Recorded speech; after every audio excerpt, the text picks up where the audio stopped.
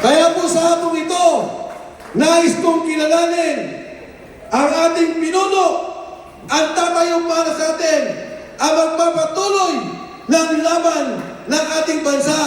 At naniniwala po ako, balang araw, magiging Pangulo ng Republika ng Pilipinas, Mayor Baste Duterte! Duterte! Duterte! Duterte! Duterte! Duterte! Duterte! Duterte! Duterte! Duterte! Duterte! Duterte! Ang pag-asa ng bayan. Duterte! Duterte! Duterte!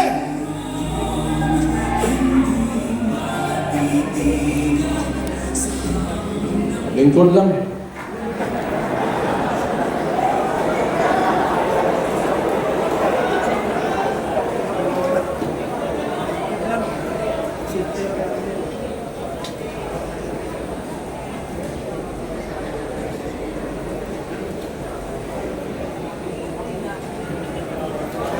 Two 2016,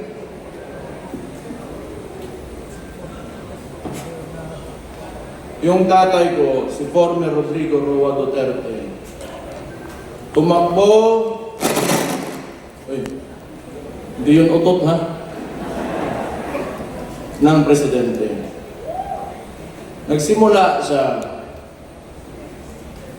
may survey, 15 to 20%. Okay? Ngayon, lumabas siya sa kampanya at sinabi niya, dalawa lang ang plataforma niya.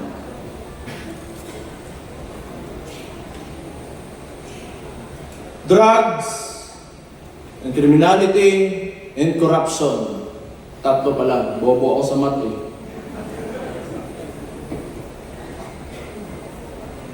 Noong panahon na naging presidente yung tatay ko, hindi ko akalain na babanggain niya talaga yung tatlong pinakamalaking problema ng Pilipinas at nailagay siya ng Pilipino kasi alam nating lahat na yan talaga ang problema ng Pilipino kaya hindi tayo umaangat. Kaya nailagay siya ng mga Pilipino bilang Pangulo ng Pilipinas. At anong ginawa niya? Inalis niya lahat yon at kung anong sinabi na sa entablado, talagang ginawa niya. Kaya bumaba siya ang approval rating niya. Kung hindi 90, nasa 80, hindi bababa dyan.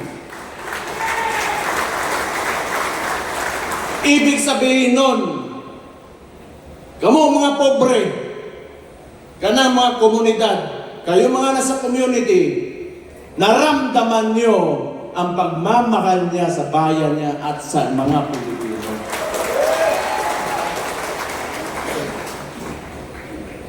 Ngayon, because my father is a lawyer. He doesn't want to amend the Constitution, to change the laws or whatever to extend his terms. He respects the Constitution. Ngayon, tatanungin ko kayo. Kung kayo pagpipiliin ng panahon na yon, kung kayo lang, hindi galing sa kanya, itutuloy niyo ba yung termino niya? Etong si Marcos.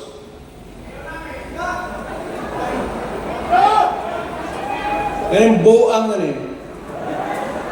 Buang, adik, ingon pa sa iyang igsuon, bangag, sira yung puwet, diverculitis, kung ano-ano pinapasok siguro dyan. Ano achievement nito? Binalik yung droga, binalik yung kriminalidad, binalik yung korupsyon. At ngayon yung putang inang yan, gusto pa magpatagal ng termino niya. Magaling din. Salamat. Sa kawalang iyaan ng pukin ng inang yan. Ganito kasi yan. Ang gobyerno, panahon ni PRD, dinicentralize niya. Meaning, power and influence, hindi ang tao, utang ina ng kabalo sa tao yung isimiyawa. Hindi lahat nasa capital. So that, especially the budget, the allocations, lahat aangat. Etong si Marcos kasi, ito yung culture ng politika na galing pa noon sa mga Espanyol. May mga peninsulares, insulares, Indios. And yung mga kolonistang yan, the Spaniards, nung binigay tayo sa mga Amerikano, hanggat sa nagkaroon tayo ng so-called independence, hindi nila inalis ng sistema na yan. Kailangan malayo ang wealth gap sa mga oligarko pati sa mga makihirap so that they can they have control over everything. They have control over politicians, they have control over the economy, at sila lang mayayaman, wala silang kompetensya, kasi hanggat sa walang umaangat na Pilipinong pangkaraniwang tao, wala silang kompetensya, and that's what they want to maintain. Unsay gibuhat ni Marcos? Ang ginawa ni Marcos, because PRD opposed this kind of political system, pinadala niya sa Netherlands, putang ina siyang gago siya.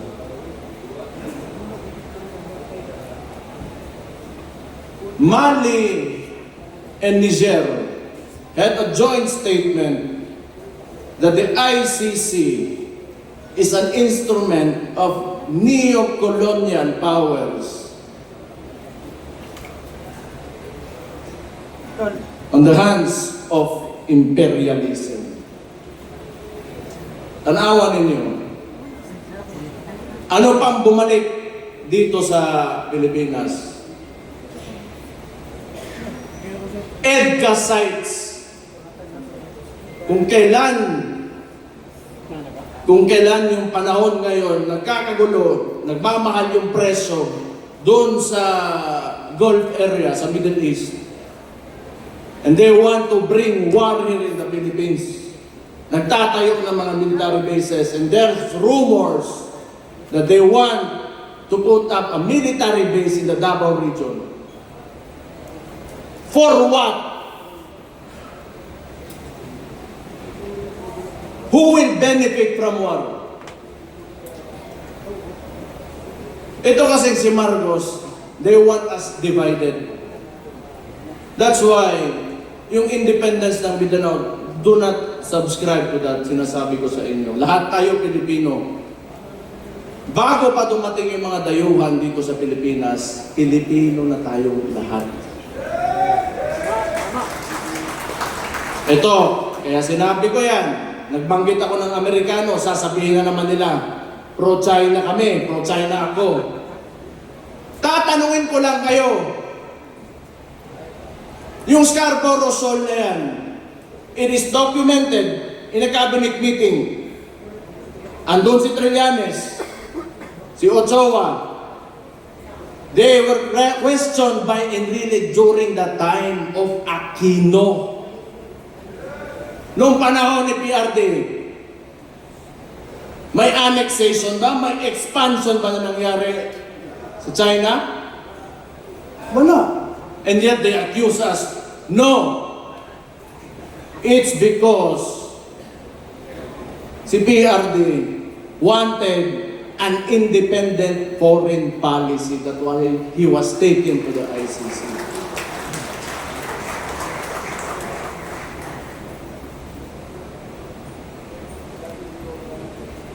Muli na to. Mga taga Davao Oriental Reve. Tingog mo. Del Norte. Barn. Allahu Akbar.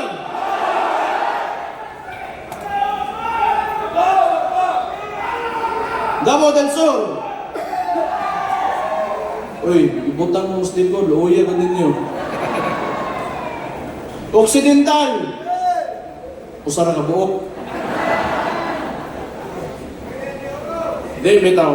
Ang sinasabi ko lang, si PRD kasi binangga talaga yung mga issues ng Pilipinas that have been encumbering us from, socio-economic growth.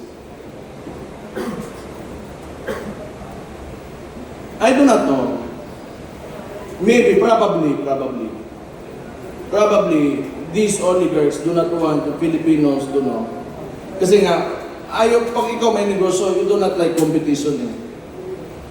And when you give everybody a chance, an opportunity to, lift themselves out of poverty, then you get a mind of your own. Tapos magkakaroon, they will speak against you and, criticize. Ayaw nila nun. They will not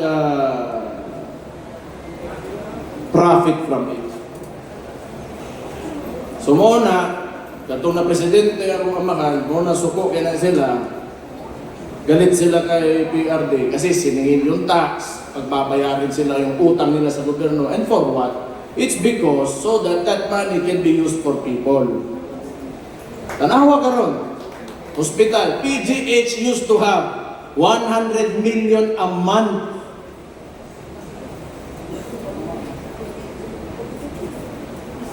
Nasaan ngayon? 60 billion, nakita nyo kanina. Kinuha sa PhilHealth. Minimum wage earner. Kung magkasakit ka, bibili mo ng gamot. Ano pambili mo ng bigas ngayon? Ano pang gastos mo sa eskwelahan ng anak mo?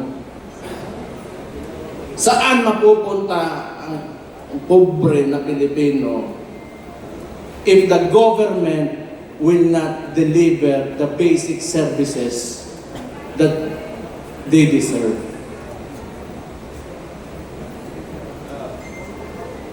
Do you think pag ito tuloy-tuloy pa rin,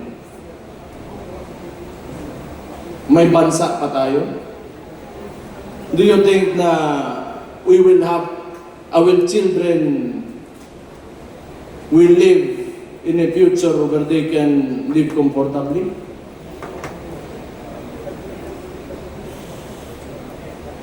Tungod sa kwarta. Putang ina ng butangan na I hate that so much. It is the root of all evil. Kining mga congressman ba niyos? Sige, putang ina ninyong tanan.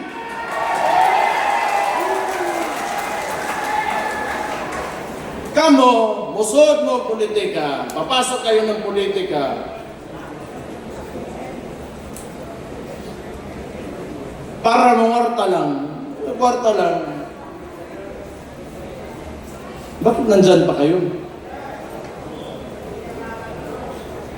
Bakit? You just want yourself to, you want everybody to see that you have a better house, better car, you are richer than anyone else in your community? Yan na para sa kinabukasan ng bayan natin? Utang ina, umalis na kayo dyan.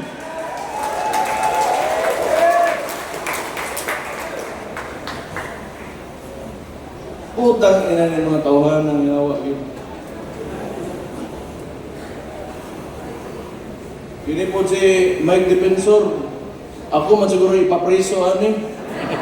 Pero mauuna yan si Harold Respiso. Ano ba?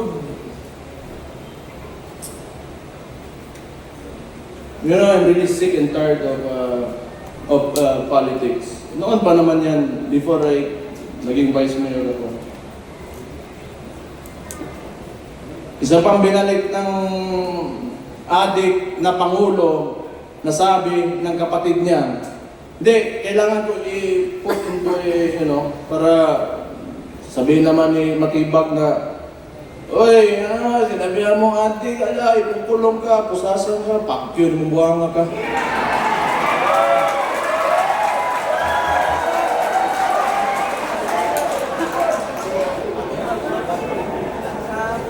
Bisaya ka, luk-luk ni mo, Choy.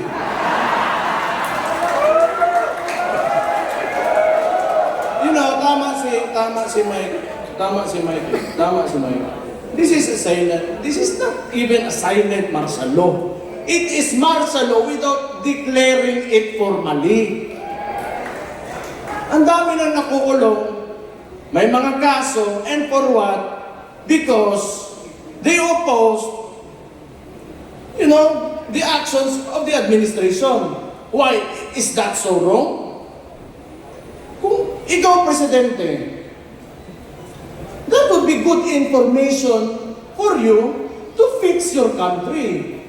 Because it could be right. It could be good for the country. Bakit ayaw mo ng oposisyon? Bakit ayaw mo na pagsabihan ka kung ano yung nangyayari sa lugar mo? Kasi baka kasama ka talaga sa nakaw. At ano sinabi? Hindi naman tayo magtataka. Lumabas na nga si Martin Romualdez. That was actually an admission that there are anomalies in the preparation of the budget. Ang sinabi niya lang, hindi siya ang mastermind. And who is higher than Martin Romualdez? Sino susunod? Sino paperman ng budget? Ferdinand Bongbong Marcos Jr. Adik Bangag. Sabi ng kapatid niya.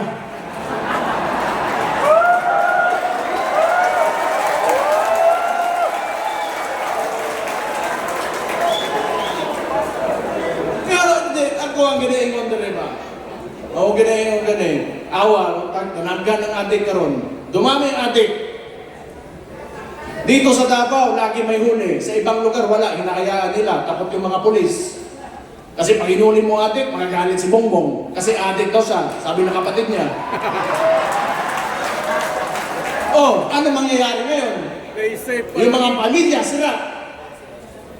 Breadwinner, yung tatay.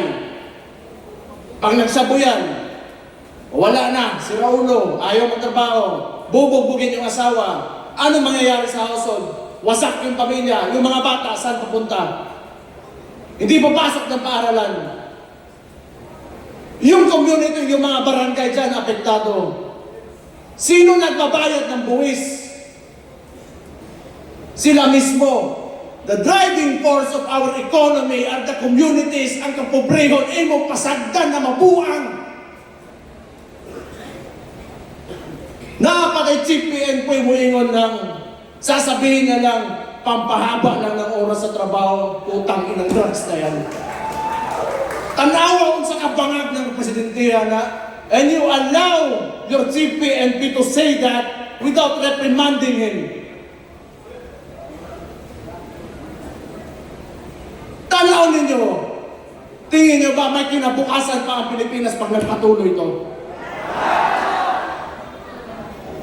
Tantangan mas Marcos dito. Ay, ako mapriso. Hindi tantanan siguro. Tangan na rin.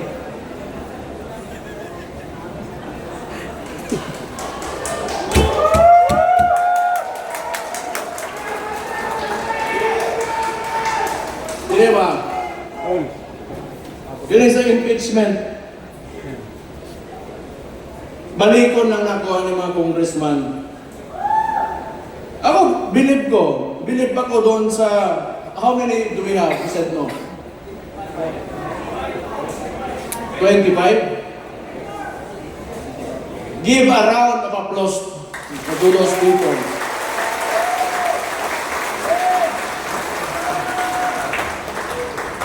Puta yan kamo, taga Davao, pangampanya ito ninyo dito sa Manila, kay tabang ito ninyo. Itong mga itlog yun anong buwan. Kana na yung mga itlog ng mga Barko, congressman. kinanglan na mo, barko. Mutang. Kaya naman nag-yes, huwag nyo na.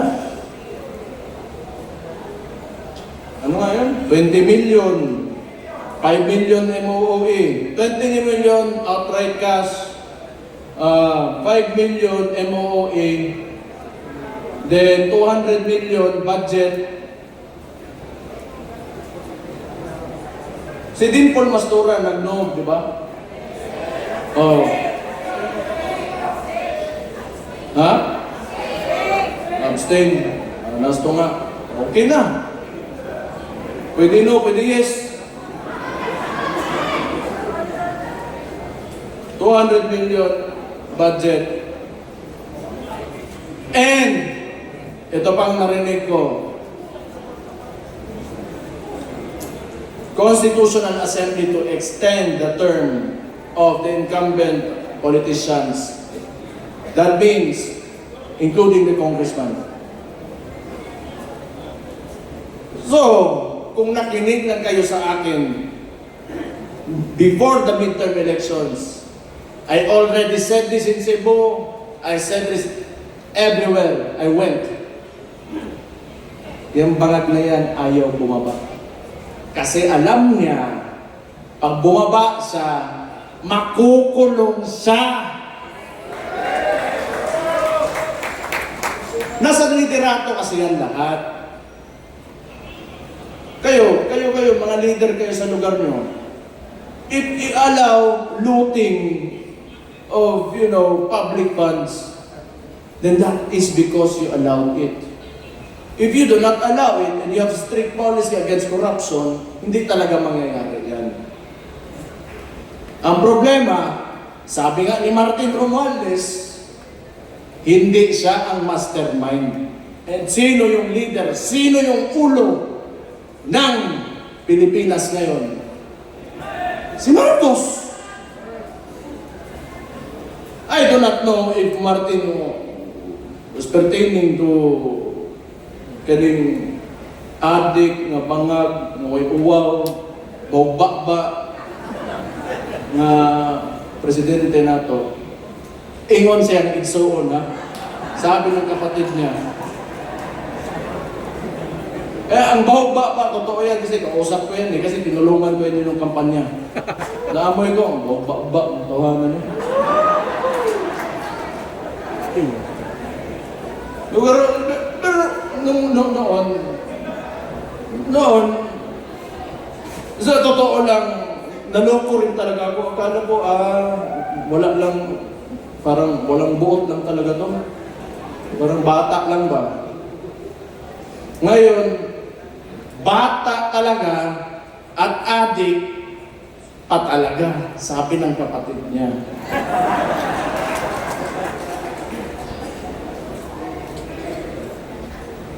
Pero, kapoy kayo si pangaway. Di ba, God? Ganang nga ni ba? Kita, daghan mga politiko dire, daghan siguro marami tayong mga aspiring politicians dito. Kailangan nyo magsakripisyo. Kailangan ninyo buhayan ang inyong attachment to material needs. Money and material needs. Attachment to power, attachment to kasi hindi talaga aangat yung bansa natin if we go into politics para lang sa sarili natin. Okay lang, o gihatag, ibigay ng Diyos sa iyo, ihatag sa Ginoo sa imuha, nga musaka kasi imong kinabuhi, whatever way, maayo, o naa, maayo, o wala, o kirabot. Pero do not ever forget the people around you that voted for you.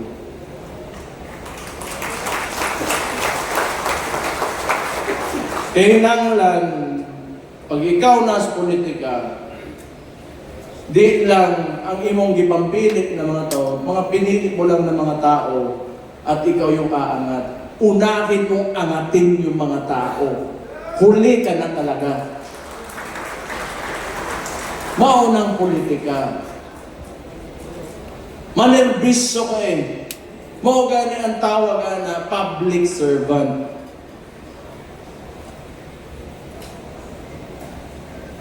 Ako, honestly, kapoy naman ko. Kapoy na ko ba?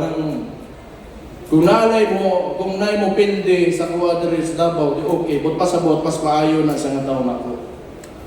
Kay, I do not want to work in government for a president na ganito. Because nothing is happening. The people are suffering more and more. And I do not want to be a part of it. Na complicit do sa nangyayari sa mga tao ngayon. But fortunately for me, Davaoenos, Davao region, are very resilient people. Mabuhay naman tag ginamos, nilungkag na sa akin, okay na. Pero may mga tao sa mga urbanized sections of the country, Julisot dire natay prutas, natay bugas, di man permi po, pero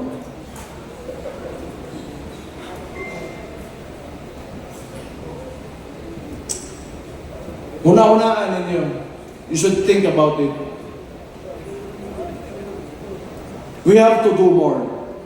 We have to do more. We have to push harder. We cannot allow this administration to go beyond 2028.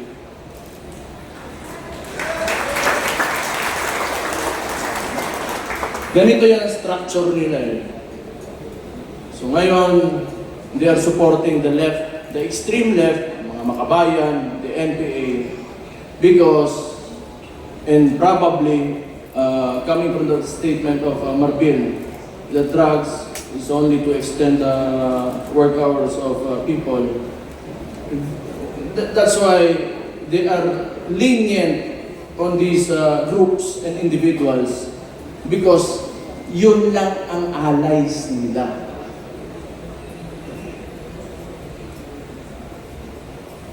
Lahat nga talaga na inayos ng previous administration by PRRD, binalik talaga ni Marcos.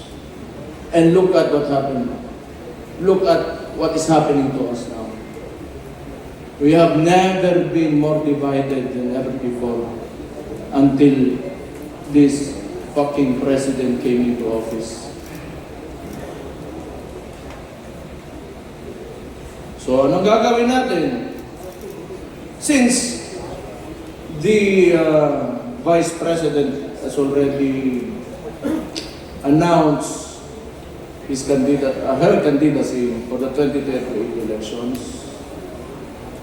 Ngayon pa lang, magsisimula na tayo.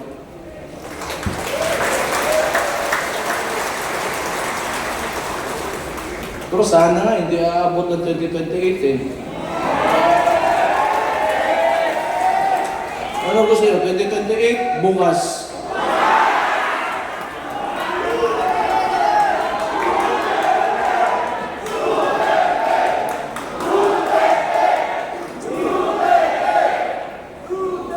Yan na. Naaginas, inyong agil. Taraw ninyo, nakoy panguntahan sa inyo, kita mga kabisayaan ba? Kunaan ng Malacanang diri, humana ni Ugmano.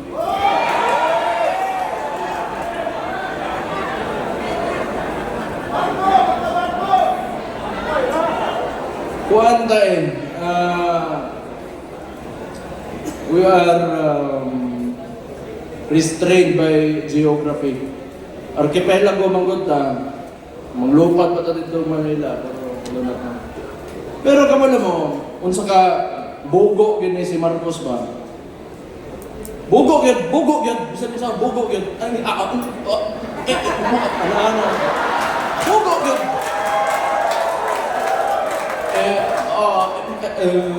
Wala tayong magagawa. Pag may nangyari, wala tayong magagawa. Yan ang panyo. Limpyo tayo ng white powder dire. Usa wala chinchanso.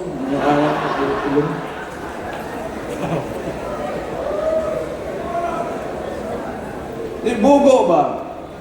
Siya yung nagbukas ng flood control issue.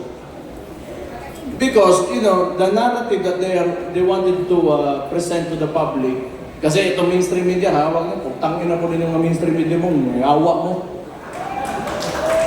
Tinuod man, ay mo, kailangan na ito mga trabahante, ang mga tag-iya, anak. Mga tag-iya. Fuck you. Solid, grabe. So they wanted to, you know, form this narrative that Marcos, Bongbong Marcos, is the savior. So, PowerPoint pa, mamurag din sa maestro ang gago. Oh, these are the contractors that, you know, had ghost projects. Contractor? O ikaw? Nga ka, scammer. Scammer ng tawahan na yun. Scammer yun.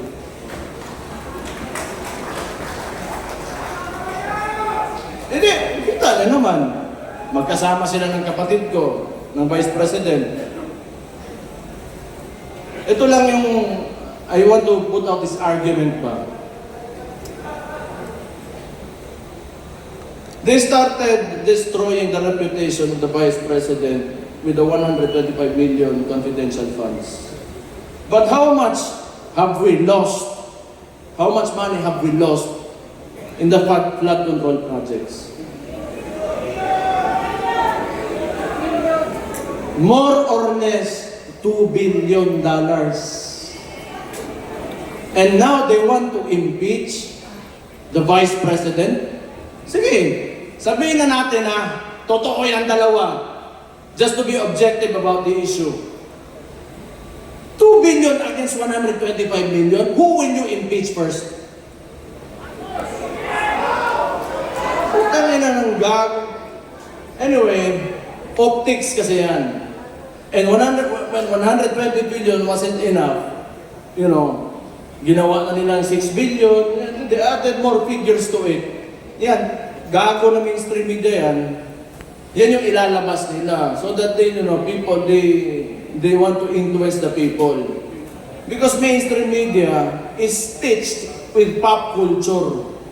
And people do not, you know, are used to looking at mainstream media and pop culture. Kaya yung tao, naguguyo ng administrasyon na to kasi hawak nila yung media. So anyway, alam ko naman, isa-splice pa rin nila yan sasabihin ko. But again, fuck you.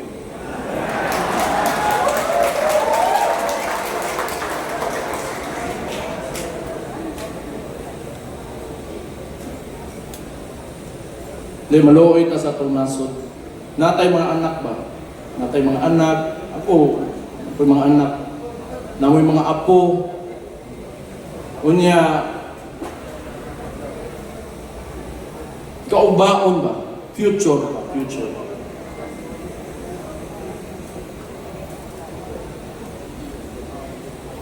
Di, ayoko yung mga anak ko na maglalakad. They had to walk, you know, around the city or out on the streets. And they get mugged, hold up in sila. Or maybe some people will entice them to do drugs with them. You know, job opportunities are scarce. Wala silang papupuntahan, may natapos pero walang trabaho. Because of mismanagement of this current government. So ang tingin ko, 2028 man talaga it really depends on how you approach the situation. We see a lot of people, who want to, take Marcos Pwede bang gawas? Asa mo musulod dito kaya? out of office. Then that would happen. Tapos mo na ako. But if not, there is 2028. Sayang. So kaya sinasabi ko, we should start now because we are facing an administration that will use all the money that you paid as taxes in this government against VP Inday Sara Duterte. That is what happened in Congress and probably, I do not know with the Senate, pero kaning mga senator, I think kailangan na ito palakpakan ni Kapuli Kagwa. So your support to these senators means a lot. Whatever you can, social media lang talaga tayo, hanggang social media lang talaga tayo. Yung mainstream media, fuck you again. Just wholeheartedly put out your support for these senators and it will mean a lot to them. Discuss among your communities, discuss to, you want to not really convince but tell your story on why you believe in the governance of former President Rodrigo Roa Duterte and why it should continue in 2028 through VP Inday Sara Duterte.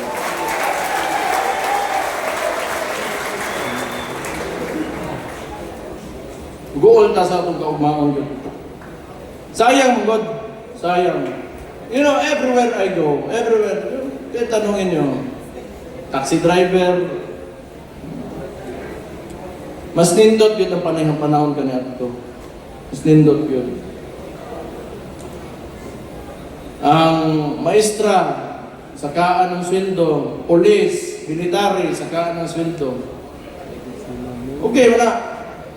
Kailangan magod yun.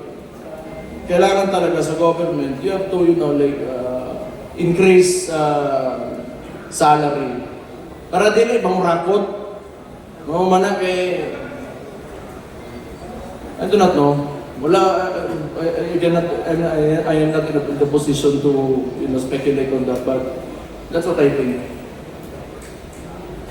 Kung kapoy kayo nga si Antos o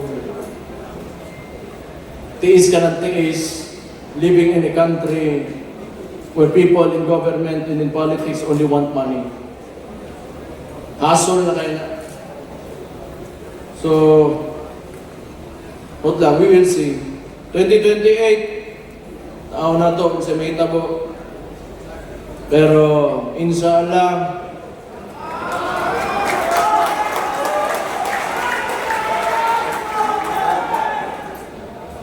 dili mismo utang na lang ato ang kandidato si Inday Sara Duterte, pero ang Pilipinas mauli sa mga Pilipino.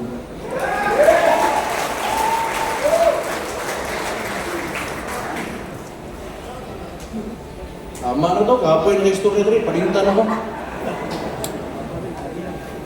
Ay, tama din. Tama ko history.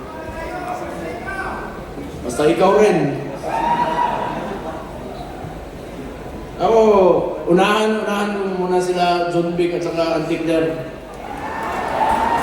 Antikler, senior paste. Kung ano-ano na yung pinagsasabi. Hindi naman totoo yun. Una na takadaan day, kapoy ka, kag-alok. Ay John Vic, ginahuwat pa na ko John Vic nga muli-ilis ko utin kay pisot ko na ko. What to John Vic Lain po kayong pakita mo tinuro niya, no? O sige na lang, kasi ganakan siya.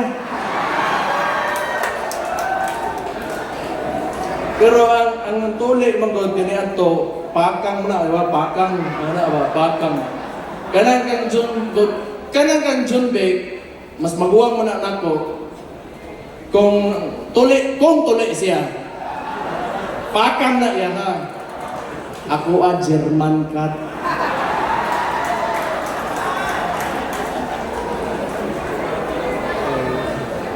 Ngawa, basta DILG secretary, moro na yung ingnon na unsam na eh. Yun na sasabihin mo. God damn it.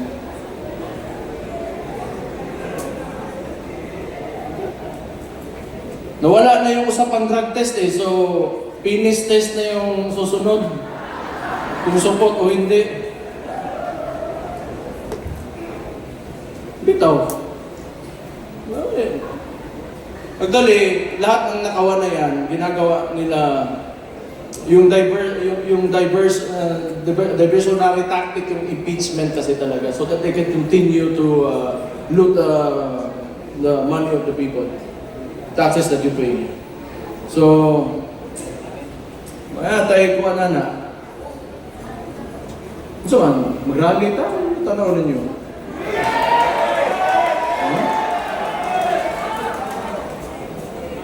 Kaya ingat man si Kong Lian Libiste, magpadala daw siyang barko.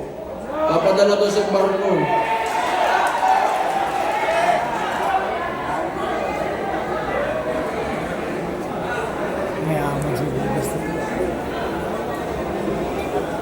Pero, I do not think kung 2 years, etong 2 years na to, mas lalala pa yan. Itong nangyayari na mga dali langgod sa kayo. Yung ginagawa ng administration weaponizing the bureaucracies and the departments of the administration, the government, mag-i-intensify pa yan. Ito, tingnan nyo anong nangyari sa Senate. Tingnan nyo nangyari sa Senate. Nagputukan. Gusto na naman nila kunin si Bato, ipadala doon sa ICC. Nalungkot ako. At the same time, medyo masaya rin kasi may kasama na yung tatay ko doon, if ever Copilato. It's a bad joke. It's a bad joke. But, you know, nga, gano'n. Kaya itong administrasyon na to, it's not in its right mind. Wala talaga yan. Addict talaga, sabi ng kapatid niya. Addict talaga. And they are working with NP because si Lam, that's why LAN, Lam, Lisa Araneta Marcos, Aranetas are relatives of the Rojases. They are NP. Actually, walang makinarya yan si Marcos alone. The ones who are moving for Marcos and at the same time, tinitira din siya, are the Liberal Party. Kasi wala siyang makinarya eh. Tapos, parang ang sitwasyon ngayon, may Marcos, tayo, mga DDS, and the LP, they want to eliminate ang DDS muna. So they want to impeach VP Inday Sara. Tapos ngayon, gusto nila sa finals, sila yung maglalaban. Yan yung sitwasyon dyan. Pero wala. Di nila tayo kaya.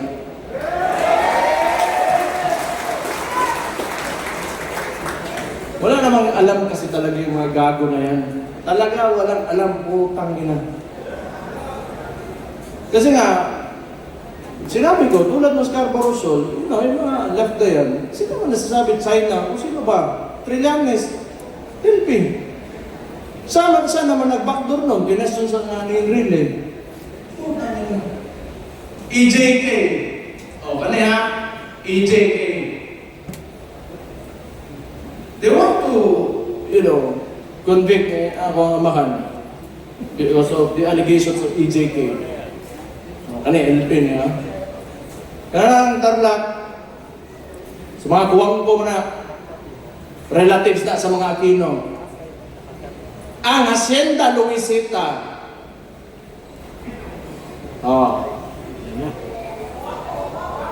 kuwang ko din. Temo mo, ibutang ninyo ang tao dito sa Netherlands, sa ICC. Because he fought against drugs that destroys communities. And yet these people are silent about Hacienda Luisita, who wanted land reform, who wanted their land back. Ang saka, ipokrito ni mga tawahanan eh. Oo, kasabot yun na lang ina. Sige sila nagbalik-balik, EJK, tanawa karon, bumalik si Mabilog, bumalik si De Lima, and they are alleged narco-politicians, nidaog pag itong nagpapusin-pusin, bitaw diri siyang bukton. Kerwin, yawa na mayroon pang buang, no? Kuya, usad ba? Tagigit.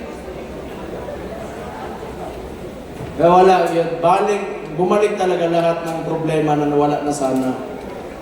So, anyway, wala naman din talaga ako sasabihin. I just want to thank you for all of you for spending your time here. I just want to tell you, like, we should think about the future. We should think about our children, your godchildren.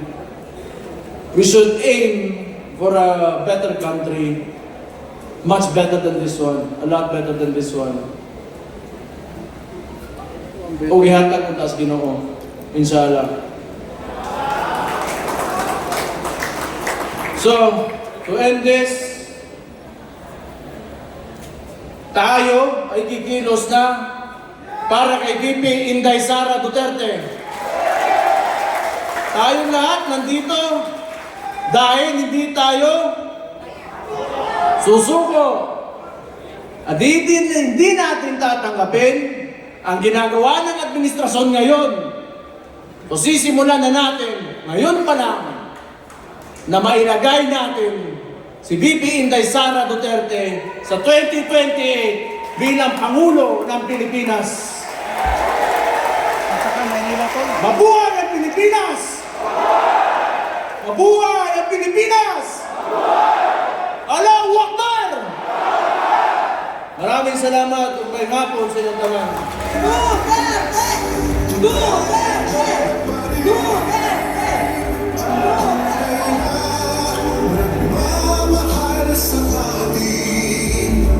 Mabuhay ang Rage Coalition! Mabuhay ang mga Duterte! Ayan po, maraming salamat. Pusok na pusok po ang ating mga damdamin. At ngayon po, at this point of this program, before we start, we are asking everyone to take your seats once again. Thank you. Daghang salamat, Mayor. And now, karong hapon na, we will do our Memorandum of Understanding. So kini no, nakita na to ang mga parties na involved. This would be, of course, Mayor Bastes Partido Demokratiko Pilipino, or PDP. And then we have Partido Reforma, represented by former Speaker Pantaleon Alvarez. And then we have Reform PH, represented by former Secretary Michael Consor. We have Hukbong ng Pagbabago, represented by former Mayor Al David Uy. And also joining us today is MILF United Bangsamoro Justice Party, represented by Mayor Yasef Lee. Signing of the Memorandum of Understanding. So atong basahon ang content sa memorandum while they are signing the documents. Go ahead. So, let's see. All right. For the formation of the Coalition for Accountability, National Welfare, and Defense of the Democracy. This Memorandum of Understanding is entered into by and among Partido Demokratiko Pilipino, represented by Mayor Sebastian Duterte. Partido Reforma, represented by former Speaker Pantaleon Alvarez. Reform PH, represented by former Secretary Mike Defensor. Pungpong ng Pagbabago, represented by PM Al David Uy. And MILF UBJP Party, represented by Mayor Yasser Ibrahim, Mayor of the Municipality of Mahamudik. Hereinafter collectively referred to as the parties who hereby agree to form a united coalition under the RAGE Coalition to defend the Filipino people, uphold democratic rights, and promote accountability and responsible governance. The core commitments of this memorandum are the following. Number one, accountability and anti-corruption to expose and pursue accountability for large-scale corruption, including the blood control scandal and misuse of public funds. Protection of the Filipino people to advocate urgent government action on rising fuel prices, increasing cost of commodities, and the worsening condition of the transport sector and vulnerable communities.